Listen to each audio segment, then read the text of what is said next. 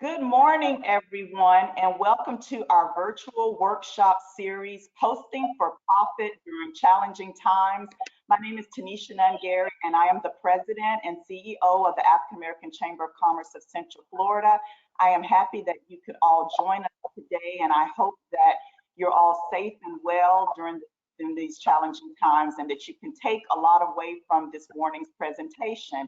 We're lucky to have with us today Jaslyn Ferguson of Jaslyn Marcal Designs. Jaslyn has been creating social media content for large corporations such as Universal and the Pearson Education Group for over the last 5 years. Now she's bringing her insider knowledge from working with these large corporations to help small businesses develop their social media content. As a longtime freelance graphic designer at the forefront through everything that she does much more than just designing. She creates content that really can help you increase your profits. She currently manages the social media and the monthly newsletter for the African American Chamber of Commerce of Central Florida. And we're proud to have with her today Jaslyn Marcal of Jaslyn Marcal Designs. And without further ado, I'll turn it over to Jaslyn. But one quick housekeeping matter. You will see that there's somewhere on your screen where you can post questions in the chat room.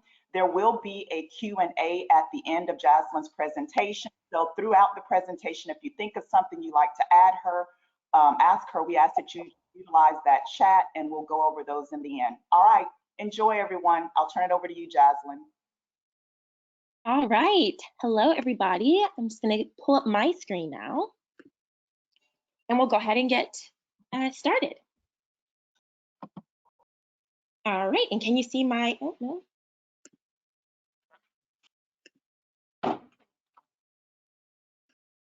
All right, oh no. Clicked one too many times and it exited me out, so sorry about that. All right, so as Tanisha said, I am Jaslyn Ferguson of Jaslyn Marcal Designs. I went to UCF and studied event management and then somehow found my way to social media. I spent 5 years working at Universal Orlando Resort doing sales for them at first, but then I made my way over to the creative side doing marketing, and I was on their social media team. On the social media team there, I actually started off as a B2B content creator, so business to business, which definitely gave me a unique perspective on social media. So generally, a lot of people are comfortable with crafting a message for the consumer, but it becomes a whole other ball game when you're talking about one business talking to another. So did that for a little while, switched over to the consumer side before then moving over to the company Pearson, which is an educational company. You may have seen them in textbooks. That's what I always tell people because the name is always so familiar. But aside from creating textbooks, they actually help a lot of colleges and universities with their educational programs, their online programs. So we had clients like Arizona State University, and I was making content for their online programs. I have done freelance graphic design for a large portion of my life. All throughout college, it helped to, pay the bills. So it's really second nature to me. Photography, of course, comes along with social media content creation. And so that is also one of my skill sets. And currently, I do manage social media for the African American Chamber of Commerce of Central Florida. So that's basically what qualifies me to be talking to you guys today. And I'm super excited to share what I have. At the kind of onset of coronavirus or COVID-19, I spoke with the chamber's staff, and we really knew that this was going to be a vital component for really helping small businesses or even large businesses alike to be able to craft a strategy, not only just in general for a small business to have a social media strategy, but specifically speaking to why this is important during a time like this, and to give you guys some pointers for that. So let's go ahead and get into it. The only other thing that I will say is that As we go through this, again, if you have any questions, please feel free to put them in the chat. I will have time to answer questions at the end, but this way, you don't forget anything, or we, can maybe not have as much of an influx if different people have the same questions, and that'll help us to kind of manage that. So as I'm going through, don't hesitate, just go ahead and send your questions in, and then we'll definitely get to those at the end.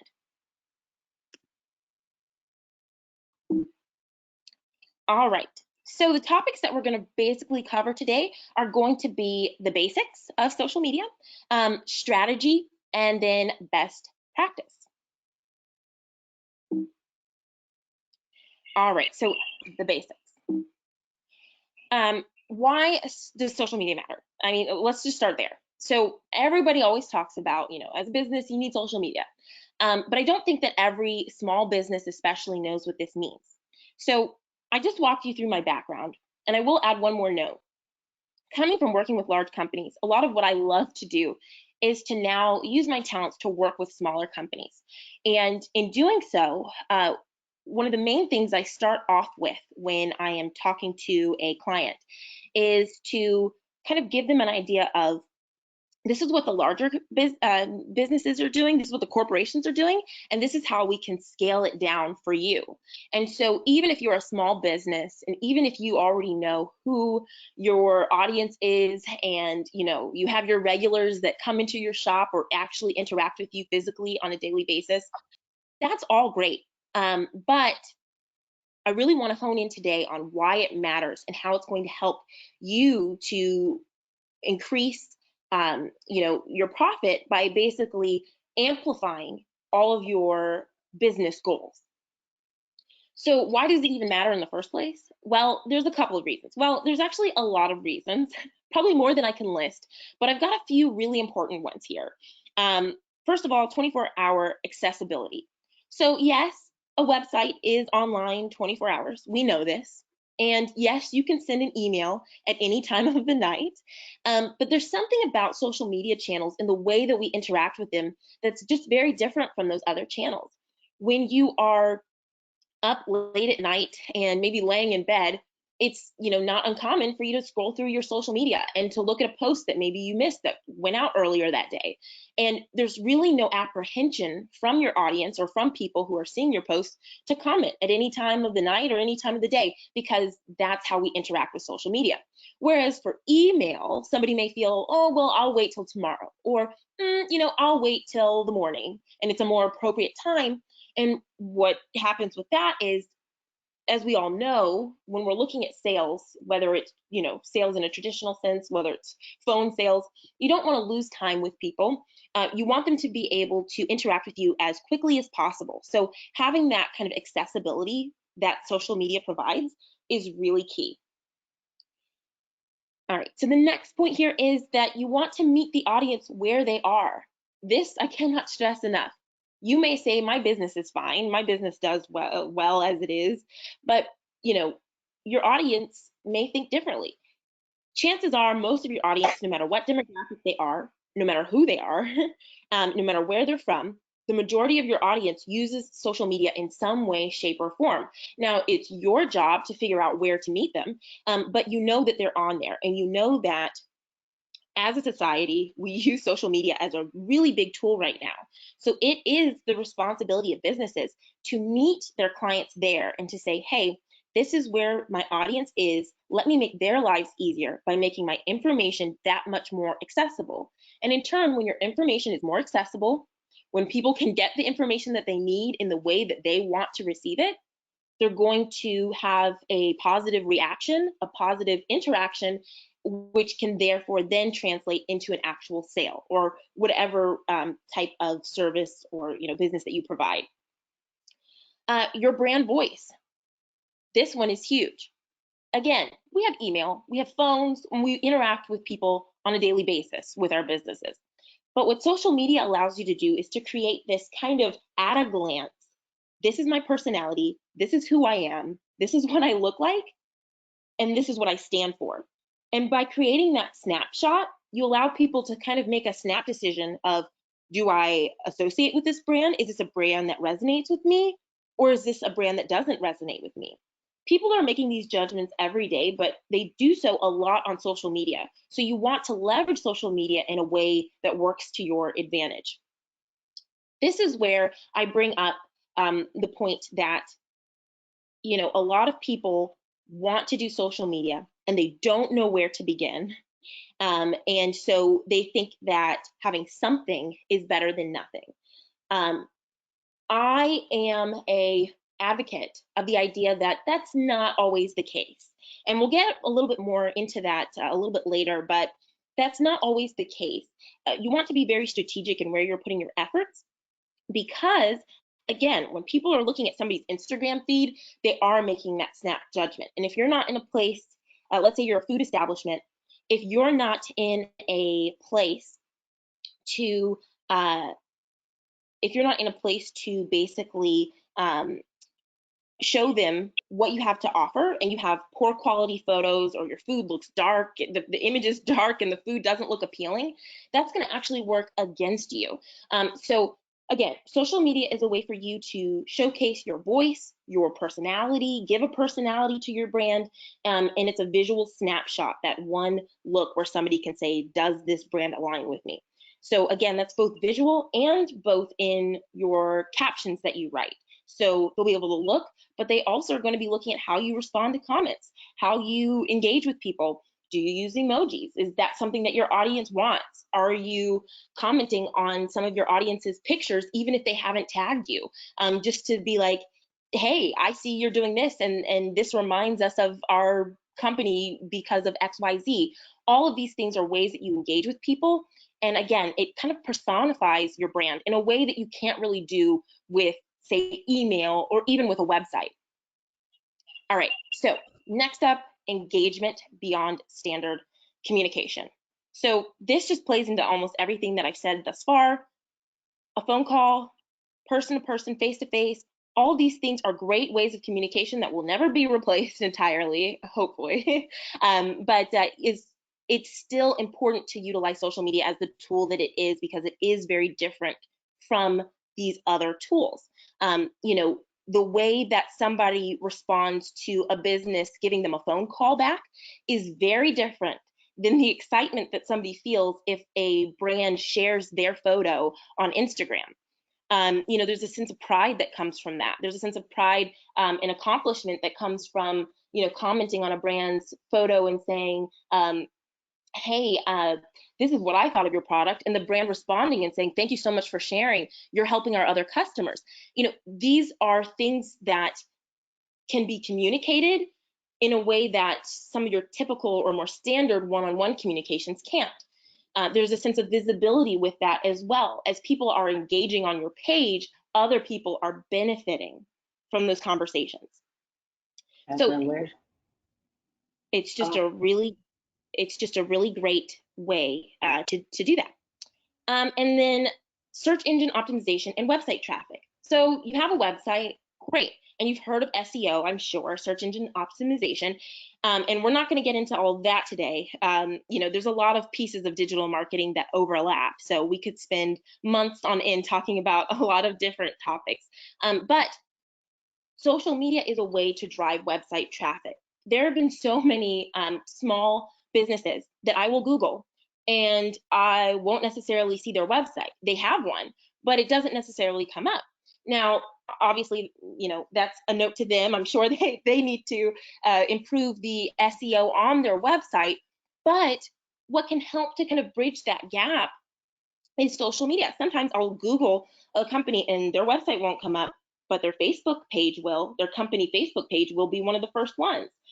So it adds to that ability for people to search and find you. And then what you're able to do is, as you are creating posts and as you are creating messaging, and also, of course, in your about sections and all of this, you'll have links to your website. So as you're creating posts, you're driving that traffic over to your website. So that's just a really great benefit of it. And everything then becomes working together rather than being separate entities. And it's just really why social media matters, because it helps to amplify those other efforts. And then lastly, greater reach and discoverability. you can reach so many so many more people than what you would reach by, traditional means, or whoever walks into your storefront, or whoever you've made a personal business connection with, or even if you are the best at finding leads and making cold calls, no matter what you do, social media, the internet is obviously, going to cast a wider net. It's going to be able to let you reach people that you don't even know exist. It's going to allow you to put messages out there and have people kind of stumble upon your messaging because they've liked similar content, or because their friends like it. And that sort of discoverability is key in increasing your efforts in, turning a profit. So that's why social media matters. But honestly, right now we're in the midst of a bit of a situation, aka coronavirus, where a lot of our normal habits, routines have changed, and they've also changed for our audiences. So what does that even mean?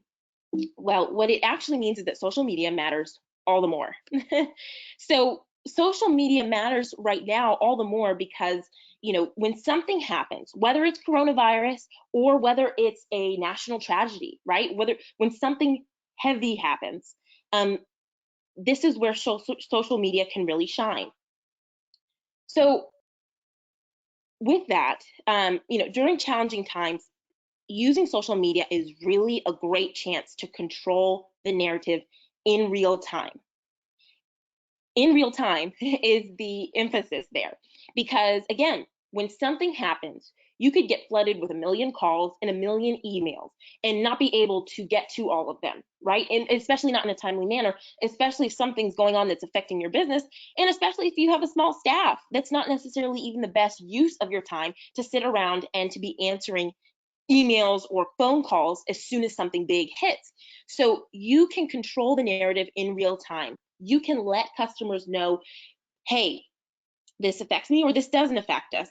This is what will change, or this is what won't change. And you can do that almost immediately. As people ask you questions on social media, you can answer them. And you also are in full control of how you answer them. So you can give things a positive spin if necessary, or, give things a tone in which you're respectful of what's happened, but optimistic for the future. So there's all sorts of ways that this allows your brand, again, to have a personality and to have a voice, and to really get down to it of how um, how this crisis or the challenge that has arisen is affecting your brand. You can reassure the audience. During times like this, I'm sure you all have experienced it. I'm sure you've had some panic clients or customers. Will you guys still be open? What's happening? What does this mean for me? Or, I paid for this. Will I still get it? You can set the tone. You can reassure the audience. If every post that's going out during a difficult time is, we're here for you, we understand, here's how we're making changes, we're going to make sure everybody gets what they need, that's going to help to lower anxiety levels like you wouldn't believe. Because then people check social media first, right? We're in a day and age where social media is a source of news. And so people are checking there, and so they may check your page and they're all anxious and frantic. But when they see those reassuring messages, that may calm them down and allow them to then approach you in a more calm manner, and maybe not even have to approach you at all, freeing up time on your hands in a challenging time. And then it's also super important because you want to communicate changes and answer questions quickly. Again, phone's ringing, you've got 2 employees that are working with you because you're a small business. You may not have time for that. And quickly is really the important word here. If you so choose to, depending on the circumstances, you can, schedule to have somebody just answering social media questions around the clock, more so than usual. You can amplify those efforts and just make sure that everybody's getting an answer. It also lets you copy and paste quite literally. So, you may want to change up the messaging here or there, or, address people by name so that it doesn't feel like a robot. But at the same time, from an efficiency standpoint, if you've got 50 questions coming in every hour because a tragedy has happened, you need to be able to do that quickly, and you cannot copy and paste if you're responding to people over the phone or in person. You can with email, but again, even email is a completely different process than social media. Social media, you can have that one window open, copy and paste to do a short, quick, and succinct message, not have to worry too much about formalities or a formal message, how you're opening, how you're closing it. It allows you to get straight to the point. People expect straight to the point. So it really works in your favor in that way.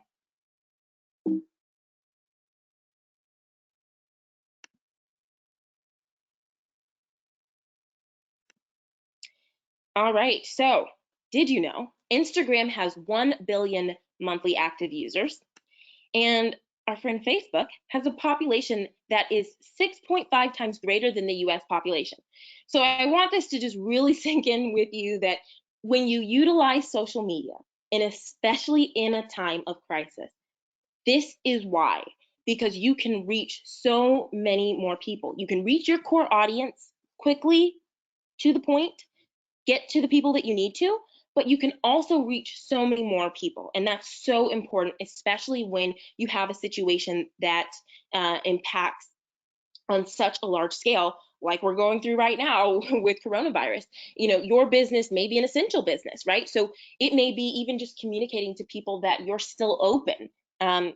Maybe some of your competition has closed down for the time being, or has adjusted in ways that you haven't, and what you're offering is actually more beneficial to the customer. These are things that you want to communicate, and these are things that you want to communicate to people even outside of your audience.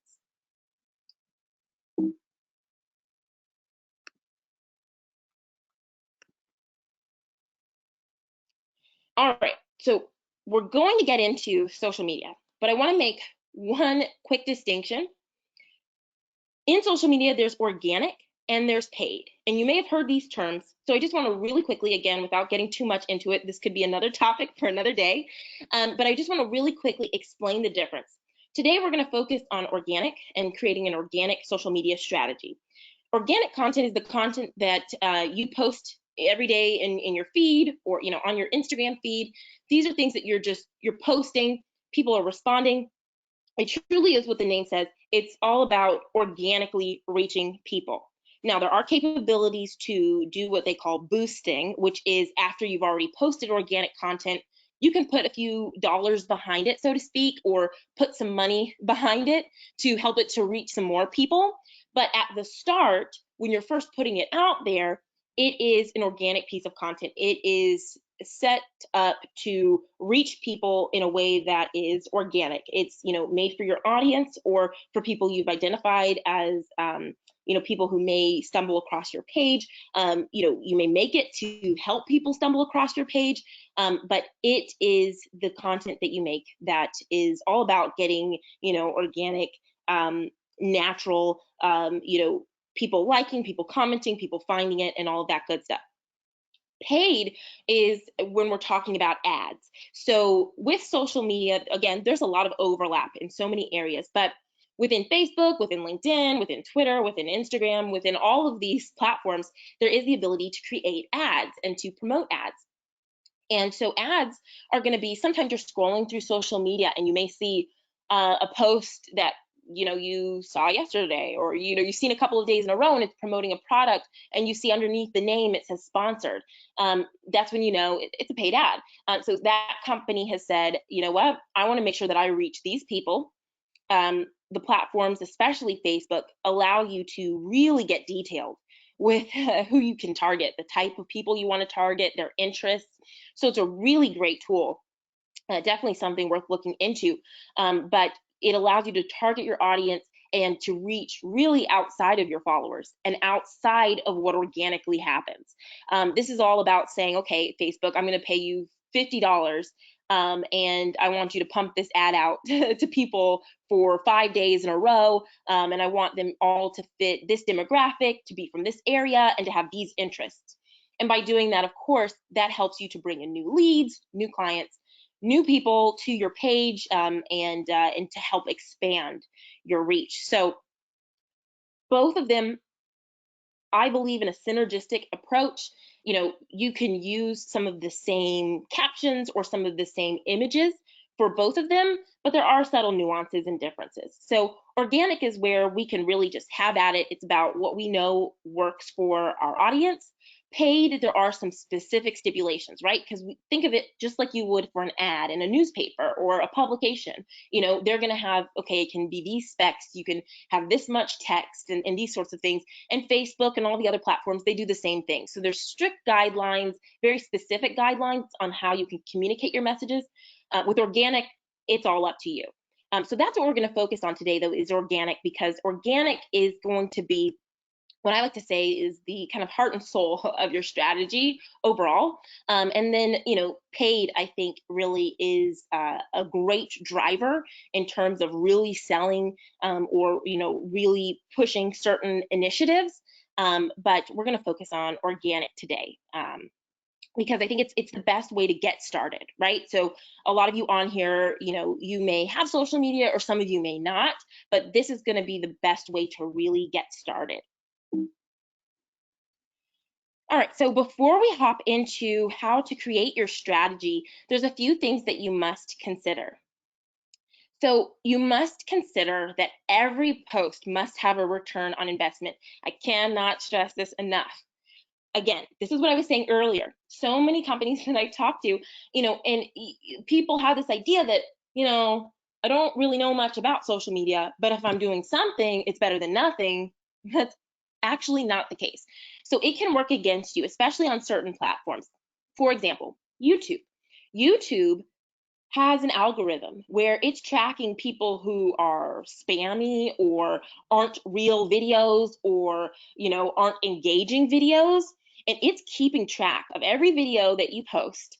And basically behind the scenes, it's kind of tabulating and adding up, okay, well, this video didn't do great, and then their next video didn't do great, and nobody really watched their next one, so I'm going to feed it to less people.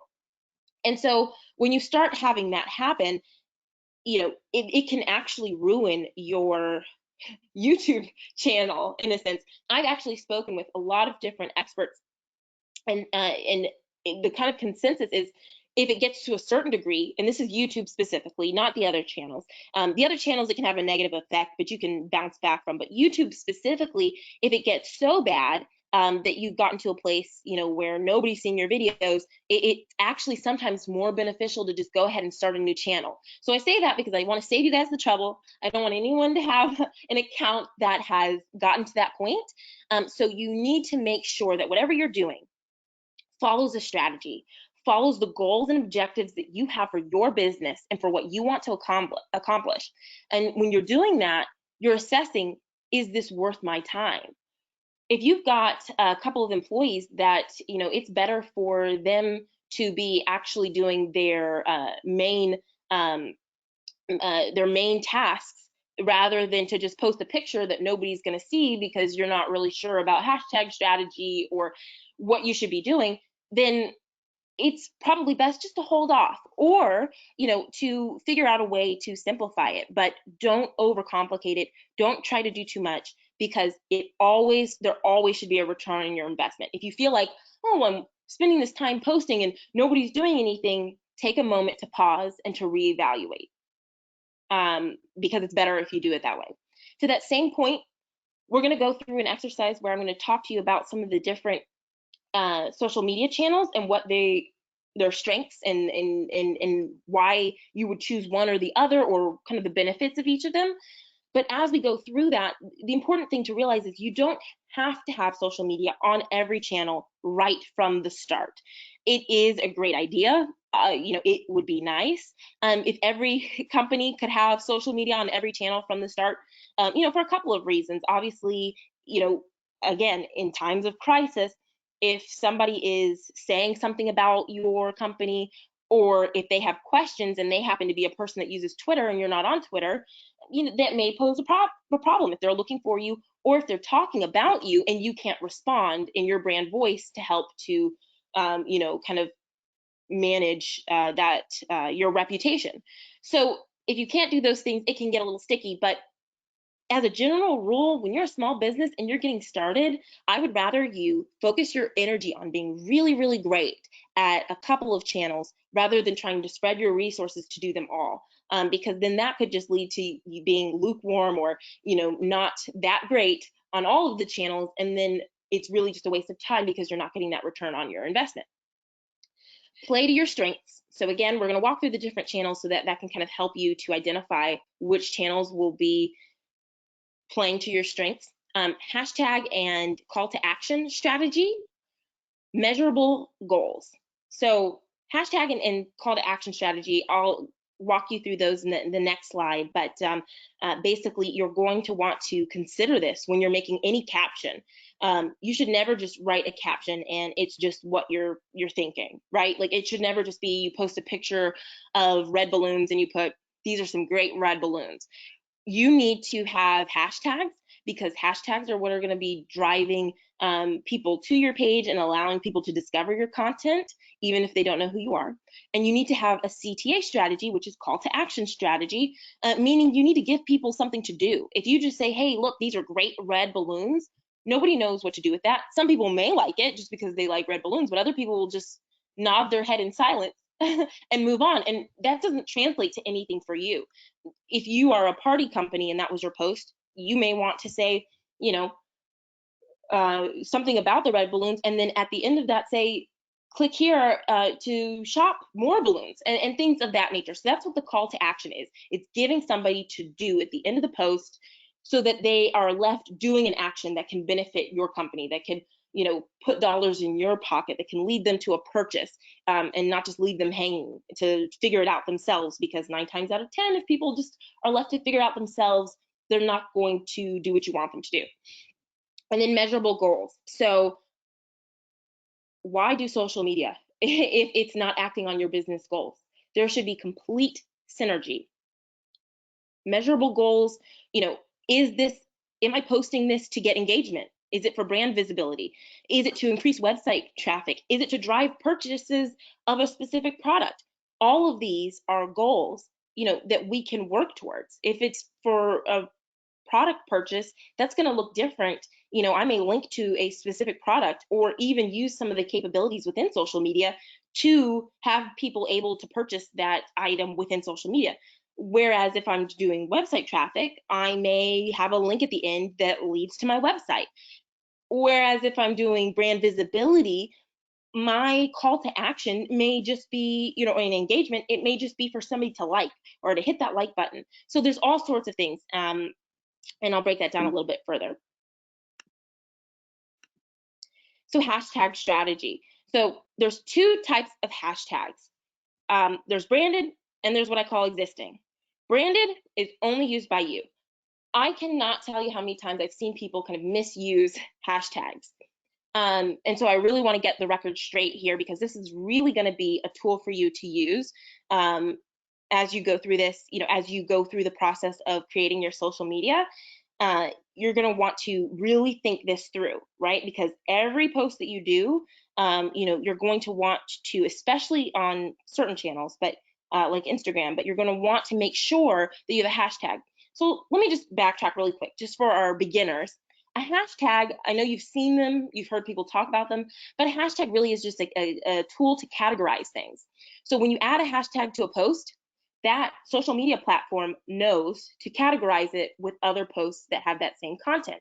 So on Instagram, you can search things by hashtag, and a lot of people actually search that way. You can also follow a hashtag. So if I'm following hashtag dog, every day when I'm checking Instagram, I am getting images or posts in my feed by people I don't even know that have used hashtag dog. And that's an example of an existing hashtag. But just so that you know the difference, so an existing hashtag is just what I just said, hashtag dog, right? People are already using that. I wouldn't suggest using hashtag dog because it probably has, a trillion uses. And once it gets that far out, the chances of your content being seen gets less and less, right? Because you're just one in literally a billion. But if you're using local hashtags like stay home ORL, which is, the stay home Orlando hashtag, or hashtag around Orlando. You know, that's something that is used heavily in the sense that it's used heavily by locals, but you know that your chances of it getting seen are going to be very high because, you know, it may only have a couple thousand or, you know, maybe 10,000 uses in total across all of time. So, you know, it's a smaller pool, but it's a very targeted pool. So existing hashtags help with discoverability. Branded hashtags, on the other hand, are hashtags that are created by you or your company. So, you know, whenever Adidas or Adidas or Nike have a campaign, you know, they'll create a hashtag for it. You know, for Nike, you know, if the hashtag just do it, or, you know, all these different things that, you know, that Nike is the only one using it, or people are using it to talk about Nike.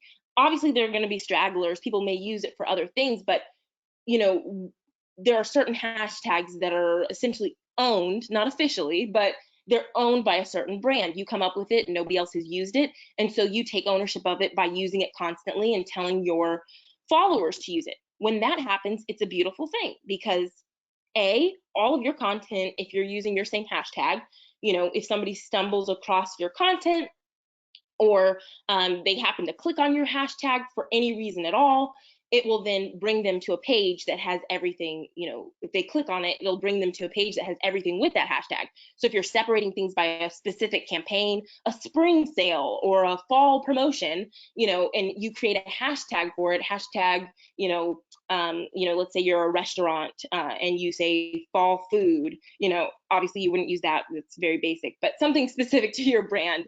If you do that, you know, hashtag fall food, and you're telling everybody use hashtag fall food to show us how you've been, you know, eating our fall food, then you can go back and you can look at everybody who's used that hashtag, and it'll show everything that you've posted with that hashtag, but it'll also show what your users have posted with that hashtag. So if you want to do things like a giveaway or a campaign where you encourage people to use it, to post pictures with your product or at your establishment, that's a great way to do that. And then you have access to all those photos. You can easily, with the click of a button, go to Instagram or go to Facebook, type in the hashtag, and pull up, you know, all of the hashtags that were used. So that's the difference between those two hashtags. And you should always use a mixture of both. I think it's important to have branded hashtags when appropriate, and it's also very important to use existing hashtags so that you're a part of conversation and you can find people who will like your brand but just haven't really discovered it yet. And then for a call to action strategy. So call to action, like I said, this is telling people what to do. Double tap if you like this photo. Comment below to win a prize. Learn more at www.yourwebsite.com. All of these things give people actionable items and places to go. You know, the why is to tell the audience what you want them to do. And how do you do it? You have to be natural, but you have to also be specific. So if you're telling people to learn more at, you know, you don't want to have 5 posts in a row necessarily where you're saying, learn more at, learn more at, learn more at. It becomes very repetitive. So maybe it's learn more at, and then the next post is, you know, comment below. And then the next one is double tap if you like this. And you try to create a sense of it being natural, but you're still specifically telling them, hey, this is what I want you to do.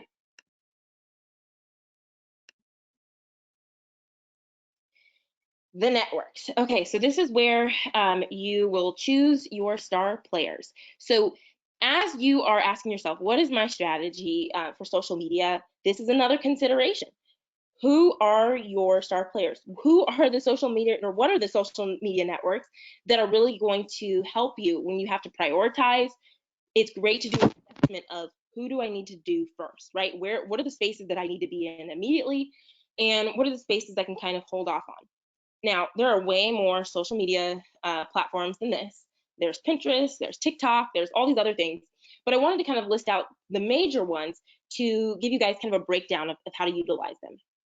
YouTube, so discoverable. You can be nobody and post videos on YouTube and be found. And that's even without, YouTube doesn't use hashtags. So YouTube is all about creating the content that people want, putting it out there, being smart with the title that you make, but the people can discover your content. What are people looking for on YouTube? Educational content, shareable content, and entertainment. If you focus on those three things, especially educational content, most people on YouTube are looking to learn something. If you focus on those elements, you can't go wrong. And look at it in a non-traditional sense. You know, if you are a restaurant that has a bar that you're known for, maybe it's having the bartender whip up a drink that's not on the menu, but that is made or is on the menu, that you are comfortable giving out the recipe to, and you show them making it on YouTube, and you're teaching people how to mix their own drink. Those sorts of things, you know, you may think, oh, but I'm a restaurant, I want them to come here and have my drink. But it's about creating a connection to your brand. And when you create the educational content that people are craving on YouTube, then they're going to connect with you, they're going to follow you, they're going to subscribe to you, and you can push in other messages along the way. Facebook, two areas. There's the main feed, and there also is stories. Stories are the 24 hours, and they disappear.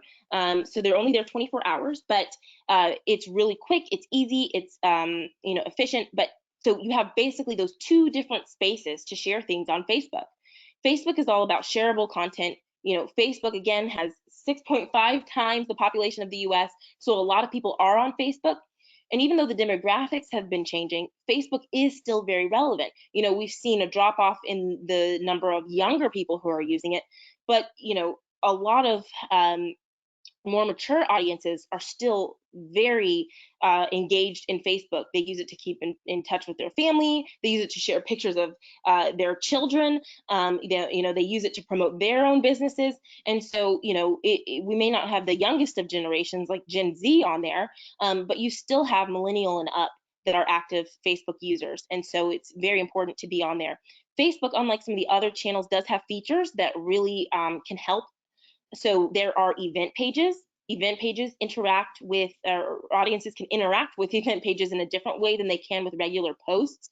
And Facebook promotes events in a different way. So if any of you said that you were attending this event on Facebook, it probably sent you a message this morning. I know it sent me one saying that the event was today. So it gives people reminders. It also suggests if my friend on Facebook has said that they are going to an event, Facebook gives me notifications all the time to let me know what events my friends have said that they're going to or that they're interested in.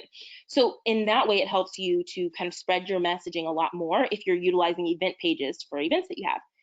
Checking in is something also very unique to Facebook.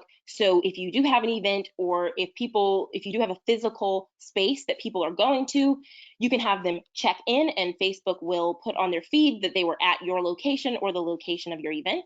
This is important because, again, that shareability, other people will see that, their friends will see that, and they will, you know, maybe click out of curiosity and go from there and learn more about your brand. LinkedIn, a lot of people struggle with because it is heavily business focused. But what I always tell people is the one thing you have to ask yourself for LinkedIn is, when I get home from a long day of work, what do I want to see? What's going to cut through the noise and what's going to really speak to me? And what really cuts through that noise is, you know, people want industry insights.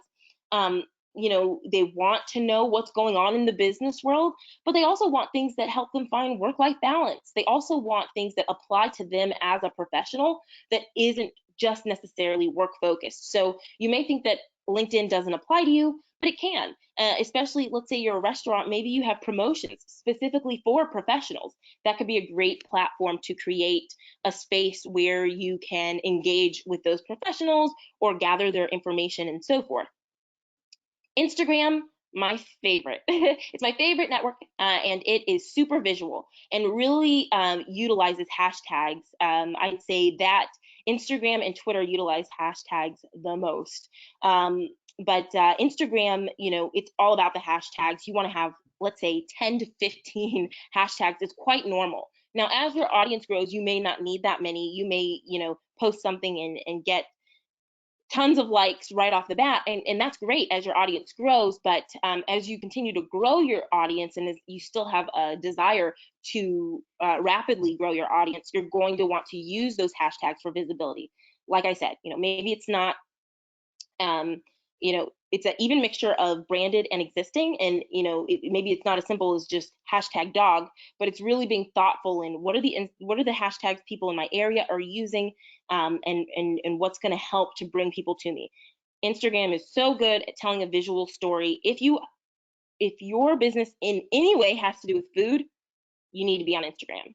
And then Twitter. Twitter is another one, like LinkedIn, that I think a lot of people struggle with. I've worked for large companies that have struggled with trying to find their voice on Twitter. And the main thing for Twitter is that it is all about news and conversation. If you remember that, you won't go wrong. Twitter is all about what's trending, people hopping in to have real-time conversations at the same time. The best example that I can think of is there's a show that comes on called The Bachelor or The Bachelorette. Very, silly reality show about finding love. I'm sure a lot of you are familiar with it. But with that show, one of the things that they've done really well is that they have hashtag Bachelor Nation. So whenever those episodes are on, you can go on Twitter, and if you're looking at hashtag Bachelor Nation, everybody who's watching is weighing in their thoughts on what's happening in real time. Oh my gosh, I can't believe she did that. I can't believe he did that. And they're having real-time conversation. So if you can find ways to either create conversation, join conversation in real time, or to share news, then you're good. All right, so we're done with those and we're almost to the finish line. Some best practices for design. Do use high quality, bright photos to showcase people's faces when you can. Don't use stock imagery that just looks like stock imagery, or use the wrong size images. So many times, if I go to an Instagram page and half the image is cut off and you can't even tell what's going on, and there's words that are cut off because it was a rectangle instead of a square, it makes me think, okay, they don't have a social media person, or they don't really know what they're doing, and I can't really view this post, so I'm just going to keep scrolling. When you have it sized properly, you have to have it sized properly for each channel, and each of them have their own sizes. And using stock imagery that doesn't look like stock imagery, what I mean by that is, you see the picture down here below, right? You've got all these people and they've got thumbs up and high fives. We all know that's stock imagery. And that could be used, right, in some sort of application if you edit it and use it. But on its own, if you were just to post that, it would just be like, okay, it would fall very flat. People may have seen it before on other channels and so forth. If you look at the image above, it is actually a better example. So this is one of the posts I put together for the chamber. It is about Stress Awareness Month. That's a stock image, but I took some time to choose a stock image that fits the brand. And I also didn't just put the picture up there. I added some branding to it because I think that that's important when you're using stock imagery, to try to customize it to yourself, so that even if somebody else used that same photo, somebody's not going to automatically discount it as, I've seen this photo, I've seen this post. And then caption writing. So as you're making posts, one of the places where a lot of people get stumped is when they're writing the captions. The things just to remember is to be concise, follow the format. So, take a look at what your competitors are doing, take a look at what your industry is doing, and really follow those patterns.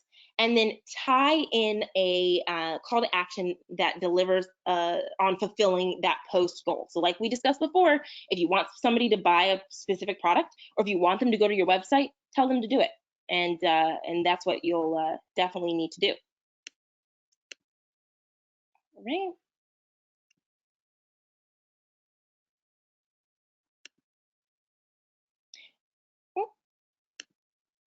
All right, and I just skipped over this. And then we have one more thing I'll go through, and then I'll take questions. So I really want to show you guys an exercise that I have done with the chamber before, but that really helps you to get what your strategy is, because you may be hearing all this and say, hey, this is all great, but how do I even make my own strategy? So I'm going to quickly show you the exercise that I've put together that really helps my clients do it. And then if you like this, you can always email me.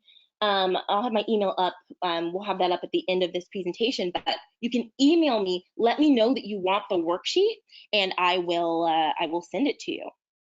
So I'm just going to pull this up. So this is the worksheet that I have. basically, as you can see, it takes you through a couple of different things. Your business objectives, that's the place to start. So I filled this out with an example. We're going to call them, this is a Central Florida food truck company, right?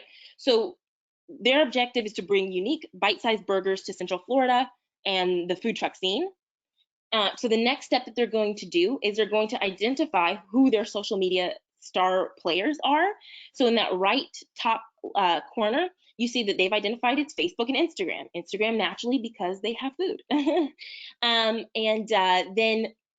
they want to identify what their goals are. And remember, goals are measurable. So they need to say, okay, I want to sell more burgers and I want to increase customer retention rate by X percent. Now, all of this is what their business goals are, right? So there's nothing new here. But then you'll see underneath that, the next step is to just rewrite them as social media goals. And all I mean by that is sticking social media on the front, because it's the same thing. Your same business goals, I can't stress this enough, your same business goals should be your social media goals. They should be one and the same. Your social media strategies and tactics should be fulfilling those goals. So goal number 1, I will use social media to sell more burgers. Goal number 2, I'm going to use social media to increase customer retention. Then for every goal, you want to outline multiple strategies. So for goal 1, I want to use my social channels to sell more burgers. The strategies could be use social channels to boost community awareness. And another strategy could be use social channels to encourage word of mouth. For goal 2, increase customer retention rate, we just got one strategy here, but it could just be use my social channels to incentivize customers. So you see, for every goal, then you create a strategy. And then for every strategy, you create a tactic. So the tactic then becomes the nitty-gritty of what you're going to actually do. So I won't go through all of them because, like I said, if you'd like me to send you this example and an empty worksheet, just shoot me an email, and my email will be up on the screen at the end of this. It's create@jaslynmarcal.com. But for strategy number 1, use my social channels to boost community awareness. A great tactic for that is just to post the food truck schedule daily to Instagram and Facebook stories. And how do I know if it works? What's my key performance indicator?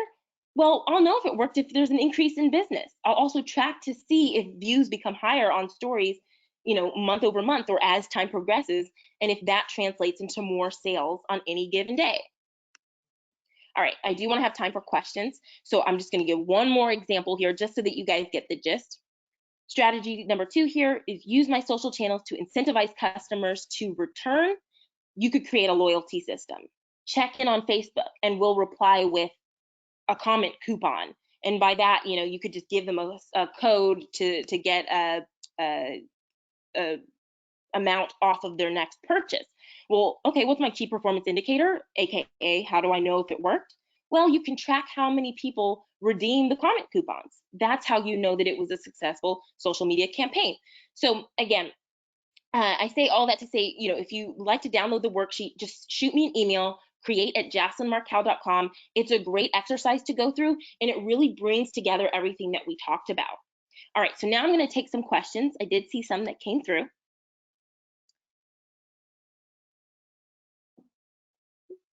All right, so let's see here.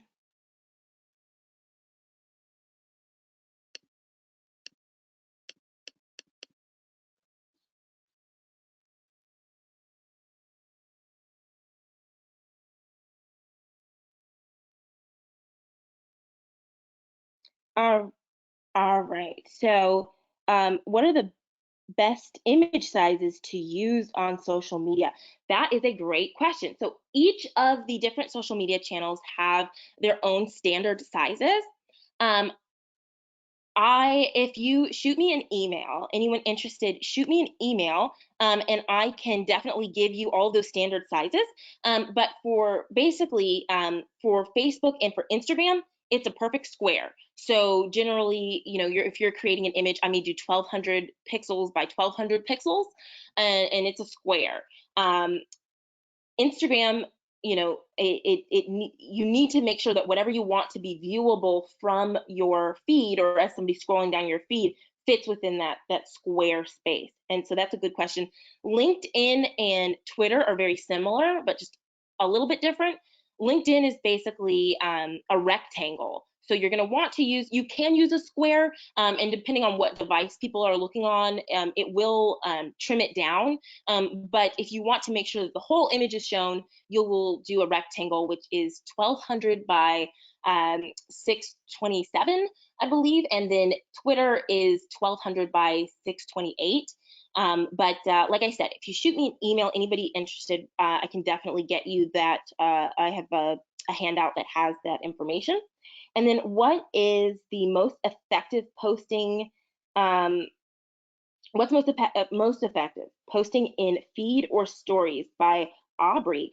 Thank you. Great question. I'm so glad you said that. So when it comes to feed versus stories, there's not one is better than the other. They both serve different purposes. So when you're posting your feed, that's something that you want to have a little bit of permanence, right? You want to give people time to be able to see it.